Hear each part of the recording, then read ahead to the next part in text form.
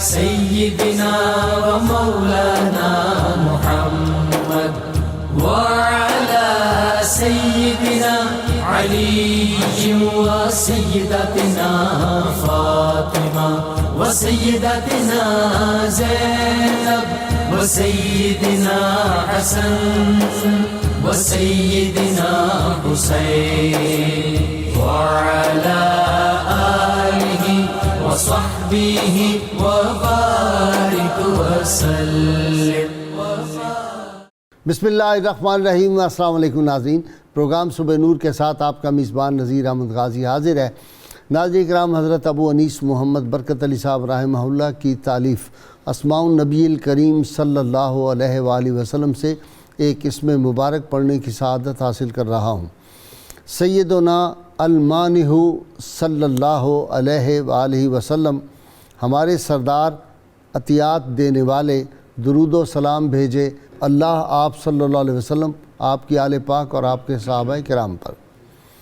حضرت عبداللہ بن عباس رضی اللہ تعالی عنہ فرماتے ہیں کہ حضور نبی کریم صلی اللہ علیہ وآلہ وسلم تمام لوگوں سے زیادہ سخی تھے. آپ صلی اللہ علیہ وسلم خود فقیرانہ زندگی بسر کرتے تھے اور عطاؤں میں بادشاہوں کو شرمندہ کرتے تھے. ایک مرتبہ آپ صلی اللہ علیہ وسلم کو ایک چادر تحفے میں ملی جس کی آپ کو ضرورت تھی، اس لیے رکھ لی. ایک صحابی حاضر خدمت ہوئے اور عرض کیا، کیا اچھی اور عمدہ چادر ہے. آپ صلی اللہ علیہ وسلم نے وہ چادر اتار کر انہیں دے دی.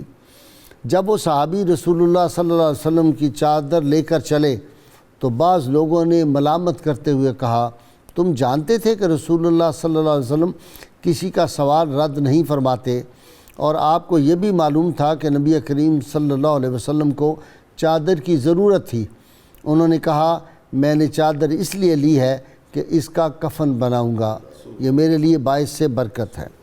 ناظرین کرام، آج ہم ایک ایسی ہستی کا ذکر پاک کر رہے ہیں، ان کا یوم شہادت ہے جن کا ذکر بھی عبادت ہے. ناظرین کرام، یہ وہ ہستی پاک ہے جن کو نبی کریم صلی اللہ علیہ وسلم نے، جن کے کان میں اذان دی اور جن کی گھٹی جو تھی وہ لعاب دہن مصطفیٰ صلی اللہ علیہ وسلم تھا. اور جناب ابو ہریرہ رضی اللہ تعالی عنہ فرماتے ہیں، ایک دفعہ میں جب گیا تو اس ہستی کو نبی کریم صلی اللہ علیہ وسلم نے گود میں اٹھا رکھا تھا، اور وہ نبی کریم صلی اللہ علیہ وسلم کی ریش مبارک میں یوں کر کے انگلیاں پھیر کے کھیل رہے تھے، اور آپ صلی اللہ علیہ وسلم نے اپنی زبان اقدس ان کے منہ میں رکھی ہوئی تھی. وہ یوں چوس رہے تھے جیسے کھجور آدمی منہ میں ڈال کے اس کی گٹھلی کو چوستا ہے. ناظرین کرام، یہ ہستی، اس ہستی کا تعارف یہ ہے، یہ راکب دوش مصطفیٰ صلی اللہ علیہ وسلم، یہ فرزند زہرا بطور راکب دوش رسول ہیں. یہ نور دیدہ مرتضیٰ ہیں. یہ ان کے والد حیدر کرار ہیں، اور خود یہ نوجوان جنت کے نوجوانوں کے سردار ہیں. اور ناظرین کرام، یہ شبیہ مصطفیٰ ہیں، یہ برادر سید الشہداء ہیں، اور یہ خود سید الاسقیاء ہیں. ناظرین کرام، ان کے پاس بھی جو کوئی سائل آیا، انہوں نے زندگی بھر کبھی نہ نہیں کی. لوگوں نے پوچھا، یہ آپ کیا کرتے ہیں؟ بعض اوقات آپ اپنے وسائل سے بڑھ کے لوگوں کو دیتے ہیں. کہا، میں اللہ رب العزت کی بارگاہ کا خود سائل ہوں، میں کسی سائل کو کیسے انکار کر سکتا ہوں. ناظرین کرام، پھر ان کے نانا خود مقصود کائنات صلی اللہ علیہ وسلم، روح کائنات، جان کائنات، اور ان کی آغوش میں انہوں نے جو پرورش پائی ہے. اور پھر ان کی والدہ ماجدہ جو تھیں وہ جنت کی عورتوں کی سردار. اور ناظرین کرام، ان کی ہمشیرہ وہ تھیں جن پہ قیامت تک خطابت بھی ناز کرتی رہے گی، اور جرت بھی ناز کرتی رہے گی، شجاعت بھی ناز کرتی رہی، بہادری بھی ناز کرتے رہی، صبر بھی ان پہ ناز کرتا رہے گا، حق گوئی بھی ان پہ ناز کرتی رہے گی. یہ ان کی ہمشیرہ تھیں ناظرین کرام. اور ان کے والد باب العلم، شیر خدا، فاتح خیبر، ناظرین کرام یہ تھے. اور جن کے بھائی جو تھے سید الشہداء، امام علی مقام امام حسین علیہ السلام. ناظرین کرام، یہ ہستی پاک وہ ہے جن کے بارے میں اللہ کے محبوب صلی اللہ علیہ وسلم نے ارشاد فرمایا، حسن مجھ سے ہے، میں حسن سے ہوں. ناظرین کرام، 25 حج پیدل کیے، گھوڑے بھی ساتھ تھے، اونٹ بھی ساتھ تھے. لوگوں نے کہا، حضرت سواری پہ کیوں نہیں بیٹھتے؟ کہا اللہ کے گھر جاتے ہوئے مجھے شرم آتی ہے کہ میں سوار ہو کے جاؤں، اس لیے میں پیدل جانتا ہوں۔ ناظرین کرام، ان کا علم، ان کی سخاوت، ان کا زہد و ورع، ان کا تقوی، اور باوجود اس کے آپ کو معلوم تھا کہ مجھے شہید کس نے کیا ہے، کس نے مجھے زہر دیا ہے، اس کے باوجود آپ نے اس کا اظہار نہیں کیا۔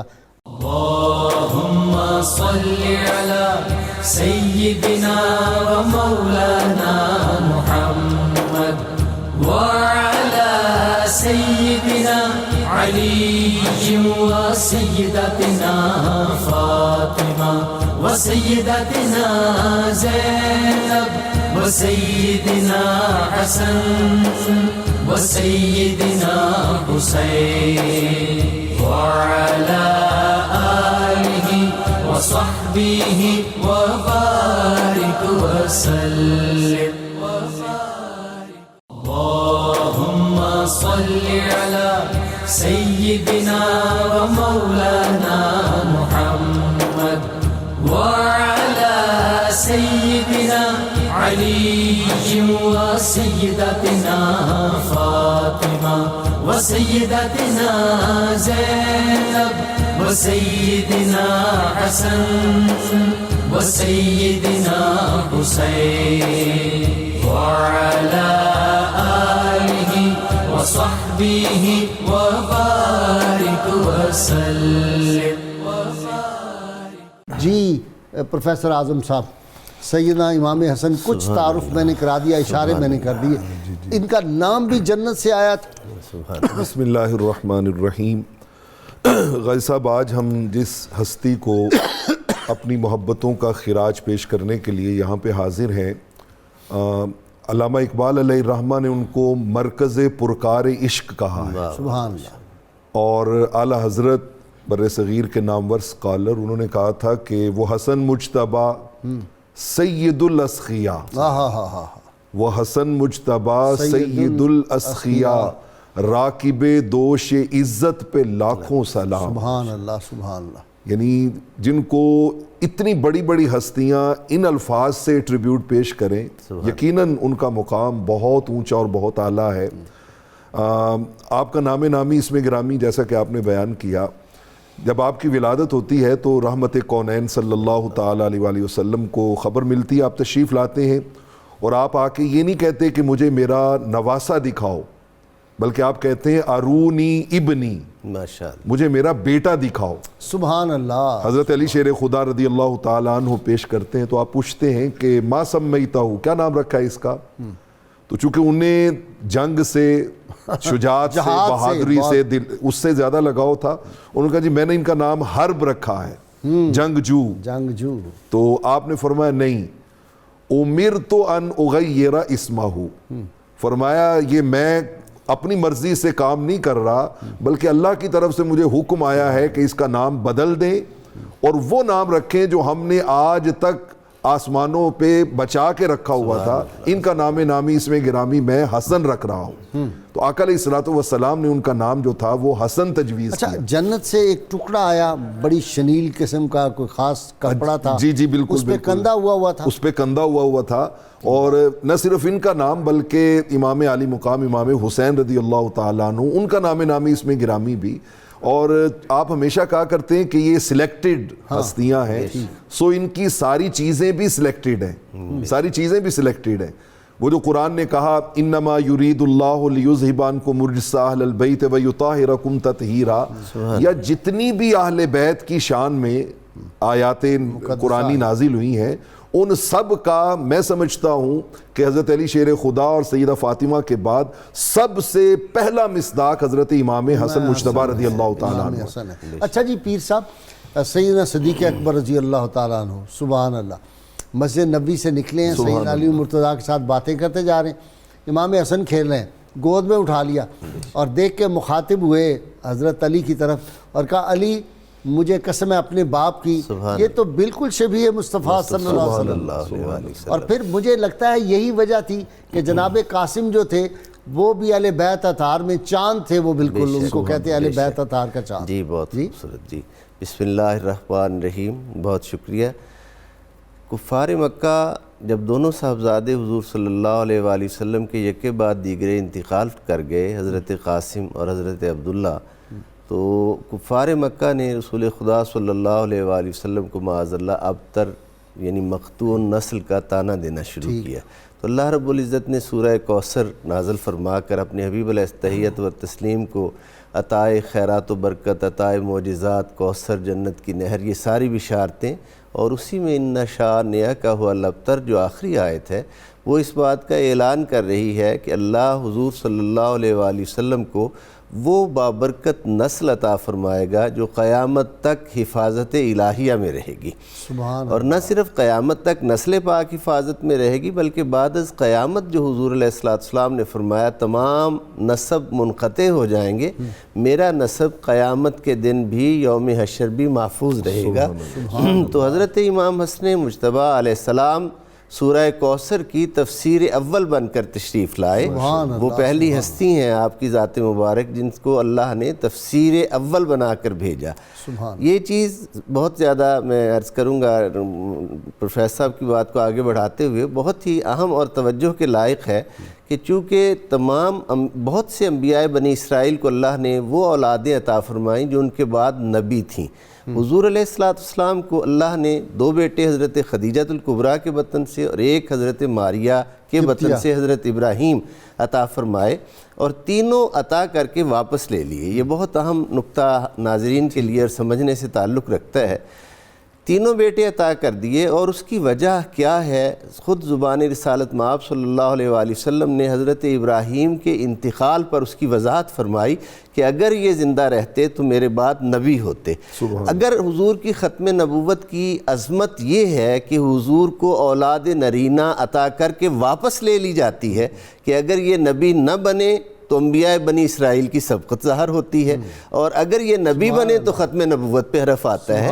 جب حضور کو اولاد نرینہ عطا کر کے واپس لے لی جاتی ہے تو ختم نبوت کی عظمت بارگاہ رب العزت میں اتنی ہے، اور حضور شان خاتم النبیین پر اس عظیم مقام پر فائز ہیں، کسی ایرے غیرے کو تاج پر اولاد بھی قربان کر دی، اولاد بھی قربان کر دی، اور اللہ نے پسند اسی بات کو کیا۔ تو کسی ایرے غیرے کو یہ جرت کیسے ہو سکتی ہے کہ وہ حضور کے بعد نبی ہونے کا دعویٰ کرے؟ جی آپ کا عظمت کردار آپ کی، یعنی کہتے ہیں کہ عبادت اتنی آپ فرماتے تھے کہ وہ جو مصلی تھا وہ بھیگ جاتا تھا۔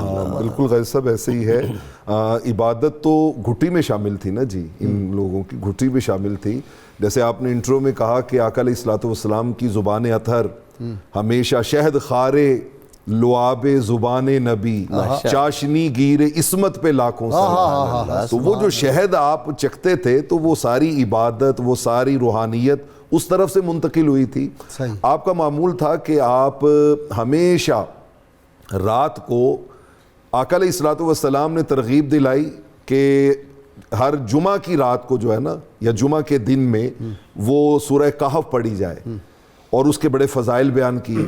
لیکن حضرت امام حسن مجتبیٰ رضی اللہ تعالیٰ عنہ آپ ہر رات سورہ کہف کی اتنے سوچ سے تلاوت کرتے تھے کہ سب اہل خانہ جو ہے وہ بڑے اشتیاق سے سنا کرتے تھے۔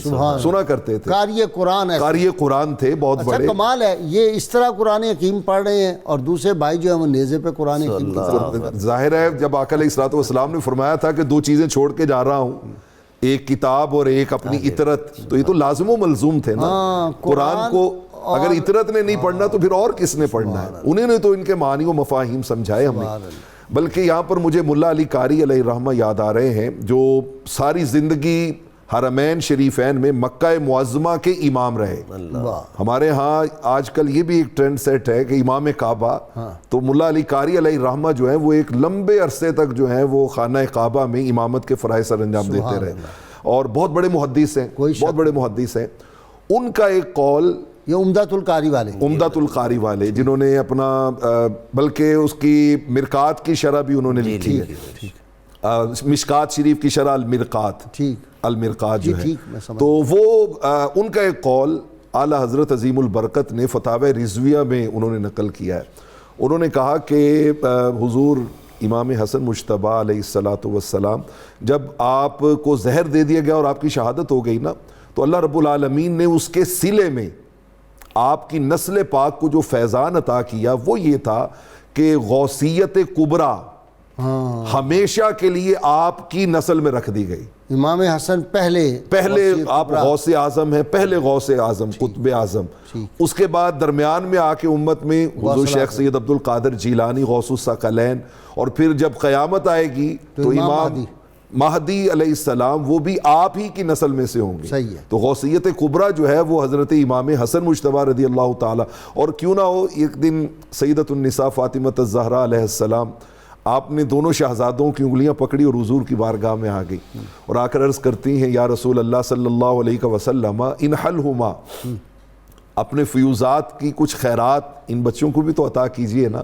تو آپ نے پیار سے حضرت امام حسن کو اپنی گود میں بٹھایا اور بٹھا کے کہا فاطمہ نحلتہ, یہ جو امام حسن ہے نا میں اس کو عطا کر رہا ہوں المہابۃ والحلم, اپنی ہیبت, سیادت, عظمت اور اپنا حلم اور برداشت اس کو عطا کر رہا ہوں. اور اس برداشت کا غازی صاحب یہ ذرا آپ پھر وہ مروان والی بات آ گئی. میں وہی کہہ رہا ہوں نا کہ وہ پہلو دیکھیے کہ مروان جو ہے جس نے ساری زندگی امام حسن مجتبیٰ رضی اللہ تعالیٰ عنہ کو تنگ کرنے میں, ستانے میں اور ان کو بار بار زہر دلوانے میں, سیدنا علی المرتضیٰ کی شان میں گستاخی مسلسل, یعنی انتہا کر دی, اس نے انتہا کر دی.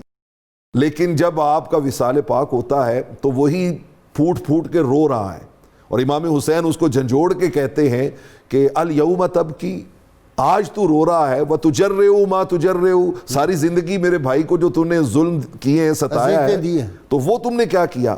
تو اس کا آگے سے جواب تھا کہ حسین بات یہ ہے کہ فعلتہ ذالک کلہ ما ھذا الذی احمل من ھذا الجبل, فرمایا یہ سب کچھ میں نے اس بندے کے ساتھ کیا تھا جو اس پہاڑ سے بھی زیادہ حلم اور برداشت والا تھا, زیادہ حلم اور برداشت والا. دیکھا آپ نے محبت کہ نبی کریم صلی اللہ علیہ وسلم کھڑے ہیں تو یہ ٹانگوں کے درمیان سے گزر رہے ہیں, اس طرح چکر لگا. پھر آپ صلی اللہ علیہ وسلم ان سے کیسا پیار کرتے تھے کہ آپ صلی اللہ علیہ وسلم ایک دن صحابہ بیان کرتے ہیں کہ حضور صلی اپنی زبان پاک ایسے نکالتے, سبحان اللہ, تو امام حسن پکڑنے لگتے تو حضور صلی منہ کے اندر زبان پاک لے جاتے, پھر ایسے کرتے. یعنی یہ جو کھیل کا ہے اس سے ہمیں یہ بھی سبق ملتا ہے آج کے دور میں کہ اپنی اولادوں سے, اپنے نواسوں سے, اپنے پوتوں سے یہ پیار کرنا چاہیے. جی, یہ پیار کرنے کی ایک حکمت تو یہ ہے کہ جب اس طرح اپنی اولاد سے پیار کیا جائے گا تو بچے پوری زندگی اپنے والدین کے ساتھ ان کا تعلق بہت مضبوط ہوگا, اور وہ کسی دوسرے کی تربیت اور اثر لینے سے کی بجائے اپنے والدین کا اثر ان کی گفتگو کا لیں گے.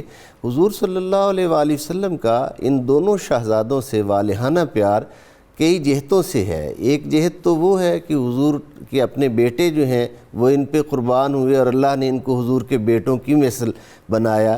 دوسری جہت ان کی یہ ہے کہ اللہ رب العزت نے خصوصیت اور شانیں اتنی عطا فرمائیں, ان شانوں کو اگر ہم احادیث میں دیکھیں تو انسان جو ہے وہ رہنمائی کے بہت سے پہلو اس میں سے ملتے ہیں.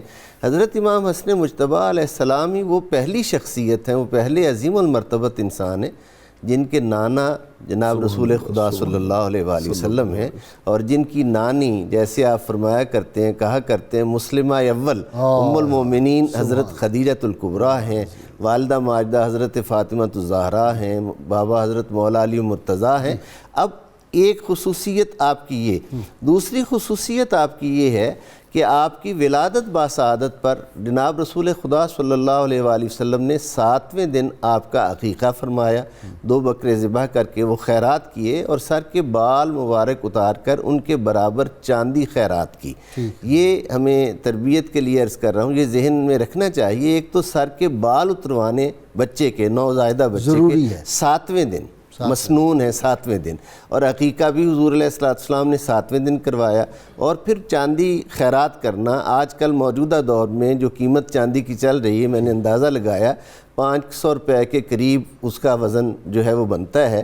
اتنے پیسے اس نیت سے خیرات کرنا کہ یہ حضور علیہ السلام کی سنت ہے. اللہم صلی علی سیدنا و مولانا محمد وعلى سيدنا علي وسيدتنا فاطمة وسيدتنا زينب وسيدنا حسن وسيدنا حسين وعلى آله وصحبه وبارك وسلم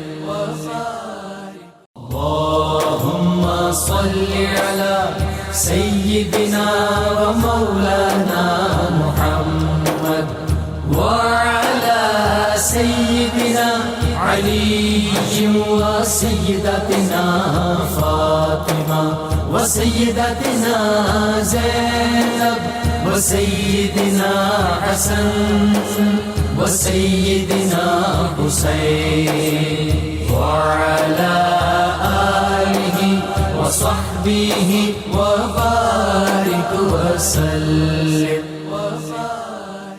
سیدنا علی المرتضیٰ شیر خدا وہاں پہ اپنے مزار مقدس میں جو ہے نجف اشرف میں کتنے خوش ہوتے ہوں گے جب ان کا ذکر، اور سیدہ فاطمہ سلام اللہ جنت البقیع میں کتنی خوش ہوتی ہوں گی۔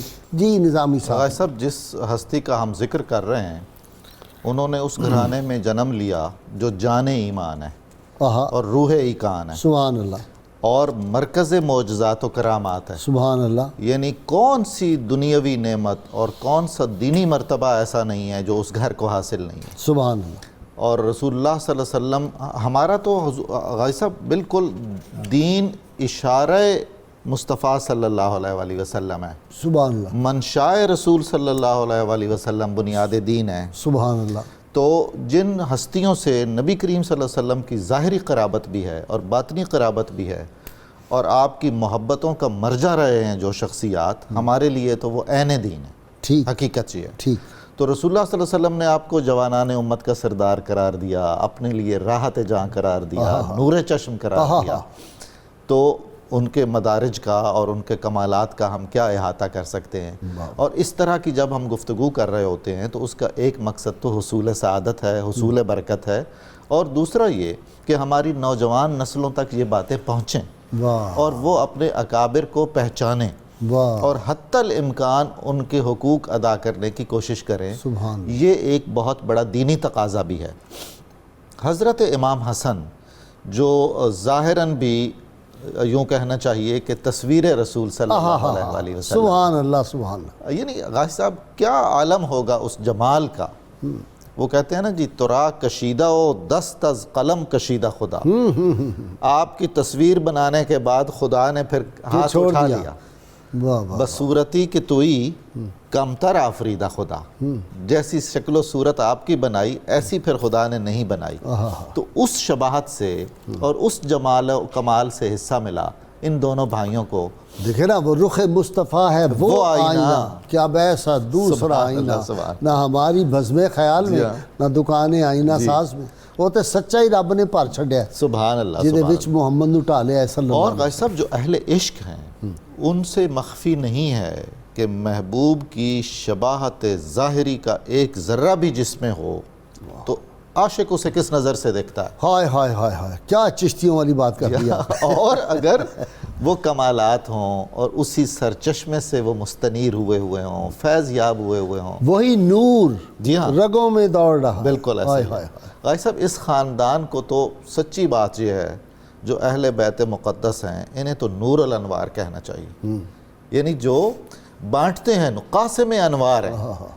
تو حضرت امام حسن آپ کی جو خدمات ہیں، آپ کی شخصیت کے جو کمالات ہیں، امت کو جس طرح آپ نے متحد فرمایا، قربانی دی ہے، بالکل اس میں کوئی شک نہیں ہے، ایثار ہے، اقتدار چھوڑنا کوئی چھوٹی بات ہے؟ جی جی جی۔ اور آپ کا حلم، آپ کی سخاوت، حضرت امیر معاویہ آپ کو نذرانہ پیش کیا کرتے تھے ہر سال اور بہت فخریہ طور پر فرمایا کرتے تھے، کیا کمال ہے جی، کہ مجھے بہت اطمینان ہے اس مال پر جو حسن کی خدمت میں جاتا ہے کہ اس کی بنیاد پر میرا کو وزن ہوگا، کام بن جائے گا۔ جی ڈاکٹر طاہر تنوری صاحب، اقبال کیا کہتے ہیں، وہ تو ان کی والدہ ماجدہ کے بارے کہ اگر شریعت راستے میں نہ آئے ہوتی تو میں کیا کرتا، طواف کرتا کہ سجدہ کرتا؟ سجدہ، سبحان اللہ، میں ان کی تربت مبارک کو سجدے پیش کرتا، لیکن جس چیز نے روک رکھا ہے وہ آپ کی شریعت ہے اور آپ کے احکام ہیں، اس سے عظمت ہے عظمت کہ دل تو جھکتے ہیں نا، غازی صاحب قبلہ اگر دل نہیں جھکیں گے تو وہ دل نہیں ہے. دل کا دل ہونا یہی ہے, سل ہے, دل نہیں سل ہے, سل ہے. دل کا دل ہونا یہ ہے کہ اس کے اندر اہل بیت اطہار کی محبت ہو. اور غازی صاحب آپ دیکھیں, آپ نے یہ ذکر کر دیا تو علامہ جب انتقال فرمایا, علامہ نے تو اس سے پہلے ڈاکٹر جاوید اقبال کے لیے ایک وصیت لکھی. اس وصیت میں بقیہ باتوں کے علاوہ ایک یہ بات بھی تھی کہ اہل بیت سے محبت رکھنا. بلکہ غازی صاحب علامہ تو آپ جس چیز کا آگے ابلاغ چاہ رہے ہیں اس میں ایک اہم بات اہل بیت اطہار سے محبت ہے. یقینا. تو عرض یہ ہے کہ امام حسن علیہ السلام کی جو شخصیت پاک ہے, سیدہ فاطمہ الزہرا کے بارے میں روایات ملتی ہیں کہ جب آپ چھوٹے تھے تو جب آپ ان کو کھلاتی نا, اس طرح چلاتی تو ساتھ فرماتی کہ یہ تو میرے والد گرامی کی تصویر ہے. سبحان اللہ. حسن کا چہرہ آقا دو جہاں کا چہرہ, یعنی بالکل وہی جو شکل و شباہت تھی وہ امام حسن پاک کی شکل و شباہت اس کے اندر جھلکتی تھی. صبح و شام اللہ کے محبوب روز ایک دفعہ تو جاتے تھے. ایسا ہی ہے, ایسا ہی ہے. اچھا, اس کے بعد آپ غازی صاحب دیکھیں, صرف شکل و شباہت ہی نہیں, جو آپ وسلم کی سیرت ہے وہ بھی, اس کا ایک نمونہ کمال آپ کو نظر آتا ہے امام حسن پاک کی زندگی کے اندر. آپ کے معمولات پورا, آپ کے معمولات, آپ کا ربط و ضبط, آپ کا کس طرح سے لوگوں سے رابطہ, اور جس طرف آپ نے اشارہ فرمایا کہ جو آپ نے امت کے دو گروہوں کے درمیان صلح کروائی. غازی صاحب دیکھیں, اس میں ایک بڑا کمال کا نقطہ جو ہمارے لیے رہنمائی کا ہے وہ یہ ہے, پہلی بات تو یہ ہے کہ آپ کا یہ جو اقدام ہے کہ جس وقت ایک انتشار کی کیفیت پیدا ہونی تھی آپ نے اس کا دروازہ بند کر دیا. ہمیں آپ کے اس پورے عمل کو اس تناظر میں دیکھنے کے بجائے کہ آپ نے کس طرح سے اس سچویشن کو ڈیل کیا, اس تناظر میں دیکھنا چاہیے کہ آپ کے ذریعے سے اللہ رب العزت نے آقا دو جہاں صلی اللہ علیہ وسلم کے ایک فرمان مبارک کو پورا کیا. دیکھیں, آپ صلی اللہ علیہ وسلم نے پہلے ارشاد فرما دیا کہ میرا حسن میری امت کے دو گروہوں میں صلح کروائے گا. اس کا مطلب یہ ہوا کہ آپ صلی اللہ علیہ وسلم پہلے ایک اسٹریٹجی دے رہے ہیں کہ میری امت پہ ایک ایسا وقت آئے گا, جب امت پہ اختلاف کا وقت آئے تو امت کو جوڑنا. غازی صاحب ہمیں دو چیزیں کبھی نہیں بھولنی. اگر ہم ان چیزوں کو پراپر پرسپیکٹو میں دیکھیں گے تو میں سمجھتا ہوں قیامت تک ملت اسلامیہ کی جو اجتماعی زندگی ہے اس پہ ہمیں دو اصول مل جاتے ہیں. پہلا اصول یہ, آپ نے ارشاد فرمایا جس وقت میری امت پہ ایک ایسا وقت آئے گا کہ افتراق کا امکان ہوگا, میرا بیٹا حسن موجود ہوگا, وہ کردار ادا کرے گا. آپ نے وہ کردار ادا کیا اور آپ نے صلح کروا دی. جب لوگوں نے آپ پہ اعتراضات کیے تو آپ نے فرمایا میں نے 3 کام کیے ہیں. اس وقت امت کو افتراق کے بجائے اتحاد کی ضرورت تھی, میں نے افتراق کے بجائے اتحاد کو ترجیح دی. تفرقے کو میں نے ختم کیا اور انتشار کو میں نے ختم کیا. اور جس وقت آر اور نار میں سے ایک انتخاب کا وقت تھا, میں نے آر کو چنا, نار کو نہیں چنا. سبحان. میں نے امن کو چنا, خون ریزی کو نہیں چنا. یعنی مجھے پتا تھا اس کے نتیجے میں لوگ مجھے کیا کہیں گے, ان سے بڑا بابصیرت کون ہوگا. ایک تو یہ اصول ملا. اچھا, اس کے ساتھ ایک ریلیونٹ چیز ہے غازی صاحب, امام حسین پاک کا جو آپ کا جو کردار ہے اس کا تذکرہ بھی آپ صلی اللہ علیہ وسلم نے پہلے فرما دیا کہ میری امت پہ فتنے کا ایک ایسا وقت بھی آئے گا جس وقت میرا بیٹا حسین ہوگا تو میری امت اسے شہید کر دے گی. اس کا مطلب یہ ہوا کہ امت میں آپ نے دیکھنا ہے کہ آپ کس طرح کے حالات سے گزر رہے ہیں. کبھی ایسی سچویشن ہوگی جب آپ نے انتشار کو ختم کرنا ہے, اور کبھی ایسی سچویشن ہوگی جب دین کا تشخص ختم ہو رہا ہو, آپ صلی اللہ علیہ وسلم کا ناموس متاثر ہو رہا ہو اور دین کی بنیادی ویلیوز پہ کمپرومائز ہو رہا ہو, پھر حسین کا اسوہ چلے گا. جب دین کے اندر اور ملت کے اندر افتراق کے نتیجے میں اغیار کو فائدہ پہنچنے کا نتیجہ اندیشہ ہو, پھر حسن کا اسوہ چلے گا. یعنی یہ جو دو اسوے ہیں یہ ہمیں دو اصول دے رہے ہیں. جب حق کو خطرہ ہے تو پھر آپ نے حسینی کردار ادا کرنا ہے, اور جب ملت کو خطرہ ہے تو حسن کا خطرہ ہے تو پھر. جی پروفیسر ناصر. بسم اللہ الرحمن الرحیم. اللہ پاک نے قرآن مجید میں ارشاد فرمایا مرج البحرین یلتقیان, کہ 2 دریا چلیں گے جو آپس میں ملیں گے.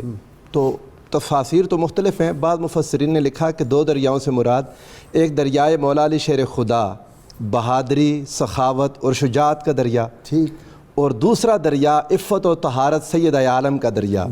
دونوں چلیں گے, یلتقیان, ملیں گے, بینہما برزخ, برزخ نکاح کے ذریعے, جی ہاں نکاح کے ذریعے. برزخ وہ نکاح ہے جس نے ان کو جوڑا. لا یبغیان, دونوں ایک دوسرے پر بغاوت نہیں کریں گے, محبت سے رہیں گے.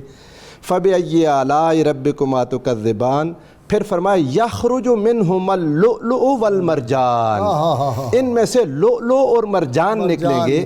تو علماء نے اس کی شرح میں بھی لکھا تفسیر کرتے ہوئے کہ اللؤلؤ سے مراد سیدنا امام حسن مجتبیٰ ہیں, اور لؤلؤ چونکہ وہ موتی ہے جو اندر سے سبز ہوتا ہے، اس میں لؤلؤ کہہ کے اللہ پاک نے اشارہ سیدنا امام حسن مجتبیٰ کی شہادت کی طرف کیا کہ ان کو زہر سے شہید کیا جائے گا۔ والمرجان سرخ ہوتا ہے تو وہ خون حسین کی طرف اشارہ، فَبِأَيِّ آلَاءِ رَبِّكُمَا تُكَذِّبَانِ۔ اور دوسرا اگر قرآن کی تفاسیر میں ان کا ذکر دیکھنا ہو تو جہاں پر آیہ مبارکہ اتری اللہ پاک نے فرمایا انما یرید اللہ لیذھب عنکم الرجس اہل البیت ویطہرکم تطہیرا۔ جب یہ آیہ مبارکہ اتری تو حضور علیہ السلام کا مبارک معمول کسی نے دیکھنا ہو، امام طبرانی کو اٹھائیں، امام نسائی کو اٹھائیں، امام ابن ماجہ کو اٹھائیں، امام ترمذی، ساروں نے یہ حدیثیں کثرت سے لائیں کہ حضور علیہ السلام نے اس آیت کے اترنے کے بعد کثرت کے ساتھ سیدہ عالم امام حسن مجتبیٰ، امام حسین اور حضرت علی شیر خدا رضی اللہ تعالیٰ عنہ کو اپنے ساتھ ایک چادر میں لے لیا، فجللہم بکسا، ایک چادر میں لے لیا، اور پھر دعا فرماتے اللہم ان ہؤلاء اہل بیتی فطہرہم تطہیرا، اے میرے مولا یہ میرے اہل بیت ہیں، انہیں پاک اور صاف فرما دے۔ اور حضور نے ان کی اتنی تخصیص فرمائی کہ امام ترمذی حدیث صحیح لائے ہیں کہ جب حضور علیہ السلام بار بار یہ دعا کرتے تو ایک بار سیدہ ام سلمہ رضی اللہ تعالیٰ عنہ کو شوق ہوا کہ میں بھی اس چادر میں آ جاؤں۔ حضور نبی کریم صلی اللہ علیہ وآلہ وسلم چادر مبارک کھینچ لی، فرمایا انت علی مکانک وانت علی خیر، تم اپنی جگہ پر ہو، تم بھلائی پر ہو، لیکن یہ دعا صرف ان کے لیے ہے۔ اس آیت کی شرح میں سارے مفسرین ان احادیث کو مختلف طرق سے لائے کہ حضور سرور دو عالم صلی اللہ علیہ وآلہ وسلم نے ان سے پیار فرمایا، اور آقا دو جہاں ان دونوں کو شہزادوں کو اپنے سینے سے لگا لیتے اور فرماتے اللہم انی احبہما، اے اللہ میں ان دونوں سے محبت کرتا ہوں، فَأَحِبْ مَنْ يُحِبُّهُمَا، میرے مولا تو محبت کر اس سے جو ان دونوں سے محبت کرتا ہو۔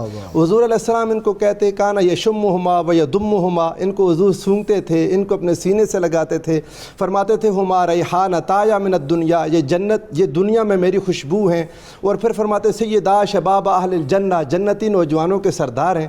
مگر غازی صاحب ایک بات بہت قابل غور ہے اور دکھ والی ہے کہ امت نے امام حسن مجتبیٰ سلام اللہ علیہ کے مرتبے کو پہچانا نہیں، اور ایسی غلط باتیں ان کی طرف منسوب کر دیں جو ان کی شایان شان نہیں۔ آج یہ بات واضح ہو جانی چاہیے۔ بہت اچھا۔ مثلا آپ کے حوالے سے یہ بات مشہور کر دی کہ بہت زیادہ نکاح کیے آپ نے، ہاں یہ اور طلاق دیتے تھے، نکاح کرتے تھے، طلاق دیتے تھے، بڑے سینکڑوں تک تعداد بتا دیں، سینکڑوں تک پہنچا دی۔ کیا کوئی جنتی نوجوانوں کا سردار جو میرے مصطفیٰ کی خوشبو ہے ایسا کام کر سکتا ہے؟ میں نے ساری رات عبادت کرتا رہے اور ساری 25 حج پیدل کرے، سبحان وہ کوئی سینکڑوں میں نکاح کر رہا ہوگا؟ عبادات، زہد و ورع، حضور کا کردار، مروان حضور کا جیسا اخلاق، ظالم جو ہے وہ بھی ان کے زہد، تقوی، علم کی تعریف کر اور رہا ہے، ان کے کہہ رہا ہے صبر اس کی، پہاڑ جیسا اس کا علم تھا۔ اس نے کہا کہ جتنا میں نے اس بندے کو تنگ کیا ہے، اگر میں اس پہاڑ کو تنگ کرتا وہ اپنی جگہ سے ہل جاتا۔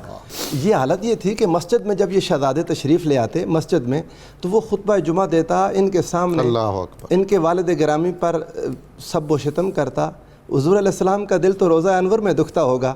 ان دونوں شہزادوں کا حال یہ تھا، دیر تک سیدہ عائشہ کے حجرے میں رسول اللہ کی قبر کے پاس بیٹھے رہتے، اور جب اقامت کی آواز آتی آ کے مسجد میں آتے۔ اچھا جی ڈاکٹر صاحب، خطبہ حجۃ الوداع میں بھی ان کے بارے میں آپ صلی اللہ علیہ وسلم نے ارشاد فرمایا؟ جی حضور، وہ جو فرمایا گیا نا کہ جی دو چیزیں چھوڑے جا رہا ہوں، اچھا، ایک اللہ کی کتاب ہے اور میری اطرت ہے، اور پھر میری سنت بھی فرمائی، تو پھر یہ بھی کہا کہ میری اہل بیت سفینہ نجات ہیں، سفینہ نوح ہے، اچھا، جو ان سے متوسل ہو گیا وہ چلا گیا۔ جی ڈاکٹر صاحب، جی غازی صاحب، جیسے ہم ذکر کر رہے ہیں کہ آپ صلی اللہ علیہ وسلم کی نہ صرف ظاہری شباہت امام حسن پاک کے اندر نظر آتی ہے، بلکہ آپ صلی اللہ علیہ وسلم کی سیرت جو ہے اور آپ کا جو اسوہ ہے وہ بھی منعکس ہوتا نظر آتا ہے۔ کسی کو کبھی نہ نہیں کہتے کہ جو سائل آیا؟ سائل نہ کرنے کا یہ عالم آپ طواف فرما رہے ہیں، ایک حاجت مند آ گیا اور اس نے کہا مجھے میرا یہ مسئلہ ہے، میری یہ ضرورت پوری فرمائے، آپ نے طواف ادھورا چھوڑ دیا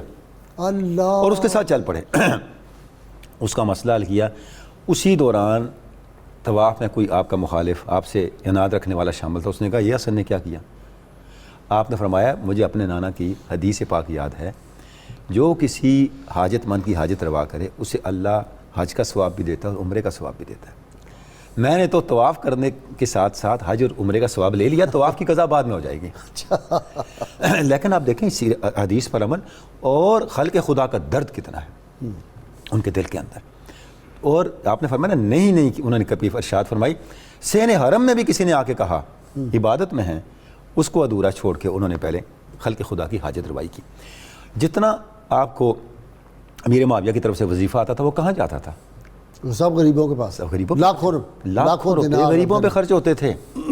ان کی اپنی زندگی دوسری طرح سادگی کی حامل تھی. اللهم صل على سيدنا ومولانا محمد وعلى سيدنا علي وسيدتنا فاطمة وسيدتنا زينب وسيدنا حسن وسيدنا حسين وعلى آله وصحبه وبارك وسلم.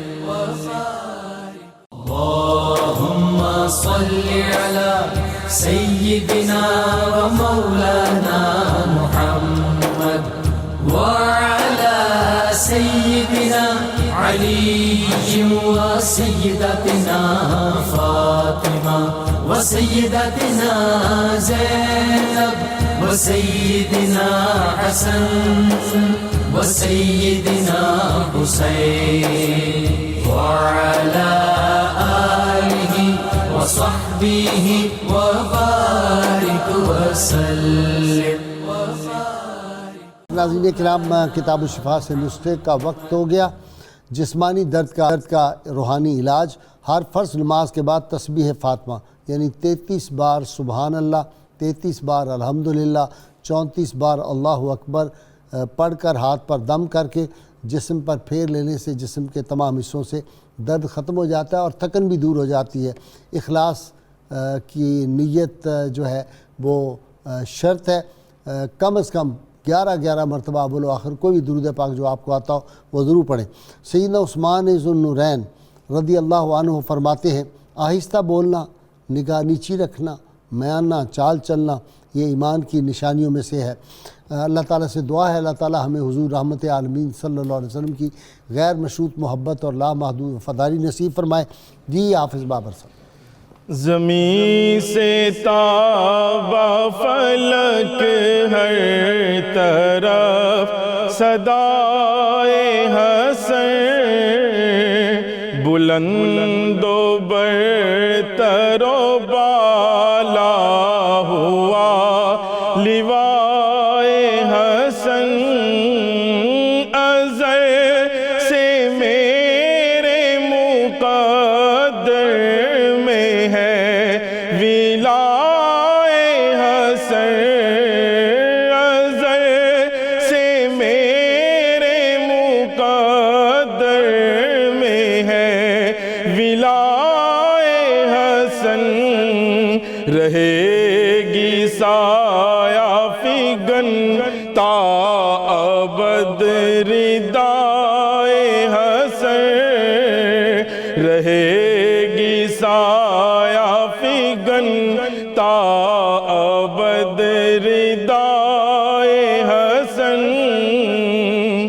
وہ ذات پاک ہے ابن علی و سبط نبی. وہ ذات پاک ہے ابن علی و سبط نبی. میری نگاہ کا سرما ہے خاک پائے حسن. میری نگاہ کا سرما ہے خاک پائے حسن. خدا کا شکر میرے دل کی زیب و زینت ہے. خدا کا شکر میرے دل، خدا کا شکر میرے دل کی زیب و زینت ہے. جمال مصطفی روئے دل کشائے جمال مصطفی روئے دل کشائے حسن یہ حال ہے میرے دل کا بفیض شاہ خدا یہ حال ہے میرے دل کا یہ حال ہے میرے دل کا بفیض شاہ خدا کبھی حسین پہ قربان کبھی فدائے حسن کبھی حسین پہ قربان کبھی فدائے حسن کسی بھی شے کی کمی ہے نہ آرزو نہ طلب کسی بھی شے کی کمی ہے نہ آرزو نہ طلب نصیر فضل خدا سے ہوں میں گدائے حسن نصیر فضل خدا سے ہوں میں گدائے حسن بلند و برتر و بالا ہوا لیوائے حسن اللهم صل على سيدنا